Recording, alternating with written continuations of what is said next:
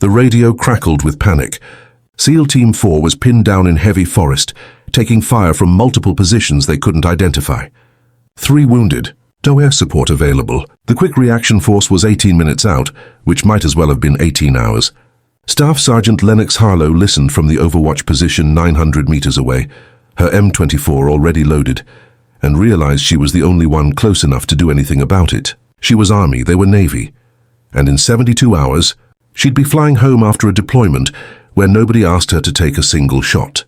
Staff Sergeant Lennox Harlow sat in an elevated observation post overlooking the Kunar Valley, her M24 sniper weapon system resting across her lap. She was 28, broad-shouldered with rope-scarred hands, and a face that looked carved from the same granite as the mountains around her. Her eyes were grey, the colour of winter sky, and they moved constantly across the terrain below. She'd been in country for 11 months, assigned to a provincial reconstruction team as security element. It wasn't a combat position. She pulled overwatch on supply convoys, guarded engineers doing infrastructure work, and spent most of her time watching valleys where nothing happened. She was a trained sniper who hadn't fired a shot outside of weapon confirmations in 337 days. The observation post was a sandbagged platform built into a hillside, camouflaged with netting, and positioned to cover the main approaches to the valley. 2 kilometers east, a SEAL team was running an operation she wasn't briefed on. She only knew they were there because she'd seen them insert at dawn. If you're here for real stories about soldiers who made the difference when everything went wrong, subscribe now. These stories need to be remembered. Lennox came from timber country in northern Washington, where her family had worked the forests for 3 generations. Her father was a logger, her grandfather before him. They taught her patience and precision, how to read a tree's lean before making the cut, how to calculate where 200 feet of Douglas fir would fall, how one wrong judgment could kill you or someone else. She learned to shoot the same way she learned to work timber, with careful measurement and absolute respect for what happens when you make a mistake. Her father took her hunting at 12. By 16, she was dropping elk at 400 yards in mountain wind that would have made grown men miss. She didn't shoot for sport. She shot to fill the freezer. And she didn't waste ammunition. The logging industry collapsed when she was 19. Her father's company went under. She watched him age 10 years and 6 months. She joined the Army because it was steady work, and because she was good at the things the Army needed: discipline, marksmanship, and the ability to stay calm when things went wrong. She made sniper school on her first try, finished 4th in her class. The instructors said she had something most shooters had to learn. She understood that every shot was permanent. You couldn't take it back, couldn't apologize for it. So you made it count or you didn't take it at all. Lennox wasn't supposed to be monitoring the SEAL team's frequency, but radio discipline was loose in the valley, and she'd been scanning channels out of boredom. When the call came through, the voice was controlled but urgent. Contact, heavy fire, multiple casualties. They'd walked into something they hadn't expected. She grabbed her rangefinder and scanned the area where she'd seen them insert. The forest was thick, triple canopy jungle that made observation almost impossible. She couldn't see the firefight, but she could hear it now. The distinctive crack of AK-47s, the heavier thump of a PKM machine gun, and the shorter controlled bursts of American M4s returning fire. The SEAL team leader was calling for immediate air support. The Tactical Operations Center came back negative. The Apache was engaged 30 kilometers south. The quick reaction force was spinning up, but wouldn't arrive for 18 minutes. He needed to break contact and move to an extraction point 2 clicks north. There was a pause. Then the team leader said they couldn't move. The machine gun had them pinned in a drainage, no cover, nowhere to go. One of his men had been hit in the leg. Another had shrapnel wounds. They could hold their position, but they couldn't advance or retreat. Lennox did the math. She was 900 meters from where the firefight was happening, elevated position, clear line of sight to the ridgeline where the machine gun fire was coming from. She couldn't see through the canopy to the SEALs, but she could see the high ground where the enemy had set up. She reached for her radio, switched to the command net, and identified herself. She told the operations center she had eyes on the enemy position and could provide precision fire support. There was a long pause. Then a different voice came back, someone senior. He asked her call sign and unit. When she told him, he asked if she was Army support staff. She said negative. Sniper qualified. ready to engage. Another pause, longer this time. Lennox could almost hear the conversation happening on the other end. Army sniper, not attached to the SEAL team, offering to take shots in support of a Navy Special Operations unit without being requested. It went against protocol. It complicated the chain of command. It meant trusting someone they didn't know with friendly lives on the line. The voice came back. He said to stand by. They were confirming her position and qualifications. Lennox sat there, watching the ridgeline through her scope, listening to the firefight continue. Every second they waited was another second the SEALs were taking fire. She thought about the last time she'd taken a shot that mattered. It was a qualification range at Fort Benning, controlled conditions, paper targets. Before that, it was hunting with her father, where the stakes were just meat and pride. This was different. Men were dying while someone checked her paperwork. The machine gun fired another long burst. She could hear it clearly now. A Russian-made PKM, probably belt-fed, fired from a fixed position. Whoever was behind it knew what they were doing. They had the SEALs trapped and they were taking their time. Lennox made a decision.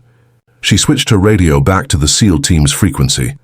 She called the team leader directly, gave him her position, and told him she could take the shot if he trusted her. She didn't wait for the operations center to approve it.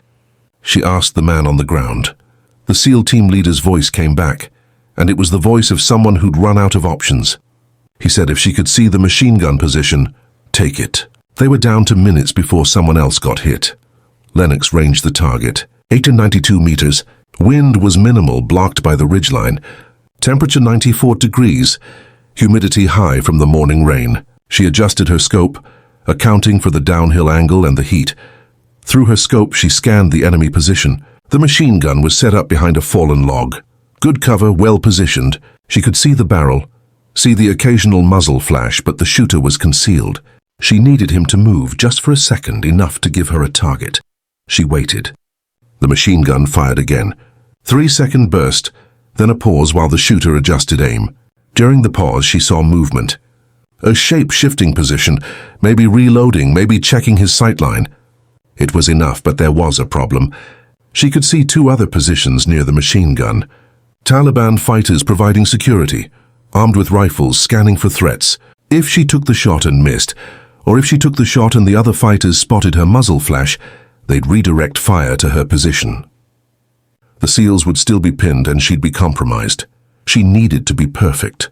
1 shot, 1 kill, no second chance. The SEAL team leader called again. His voice was tighter now. They were running low on ammunition.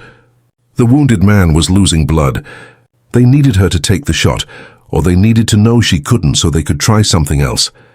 Lennox settled into her rifle. Her breathing slowed. Her heart rate dropped. Everything except the target disappeared. The machine gunner shifted position again, moving 6 inches to his left to get a better angle. For just a moment, his head and upper torso were visible above the log. Lennox had maybe 2 seconds before he settled back into cover.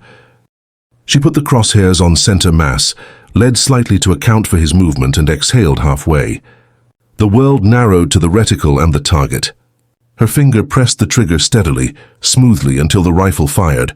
The M24 kicked against her shoulder. The round traveled 892 meters in 1.3 seconds. Through her scope, she saw the machine gunner drop. The PKM went silent. She didn't celebrate. She cycled the bolt, chambered another round, and scanned for the security positions. One of the Taliban fighters saw his teammate fall and started to move toward the machine gun. Lennox tracked him, adjusted for his movement, and fired again. He went down. The 3rd fighter broke and ran. She let him go. The immediate threat was neutralized. On the radio, the SEAL team leader confirmed they were no longer taking fire. They were moving to the extraction point. He asked for her call sign. She gave it. He said nothing else, but his tone had changed. It wasn't gratitude exactly. It was acknowledgement. Lennox stayed in position, covering their movement through her scope until she saw them reach the landing zone. The helicopter came in 8 minutes later. They loaded the wounded and lifted off. The valley went quiet. She cleared her rifle and called it into the operations center. 2 enemy combatants down at 892 meters. SEAL team extracted safely. The voice on the other end acknowledged and said someone would be in touch. She sat back and waited. 3 days later, Lennox was packing her gear for the flight home when a Navy commander she'd never met walked into her quarters. He introduced himself as the SEAL team's commanding officer. He asked if they could talk privately. He told her the team leader had filed a report. He'd made it clear that without her intervention, they would have lost men.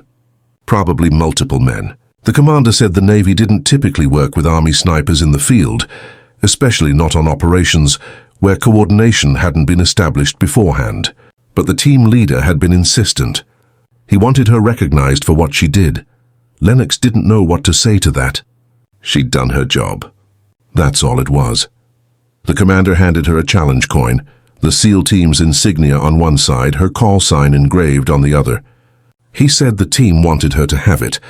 He also said if she ever considered trying out for special operations support, she should let them know.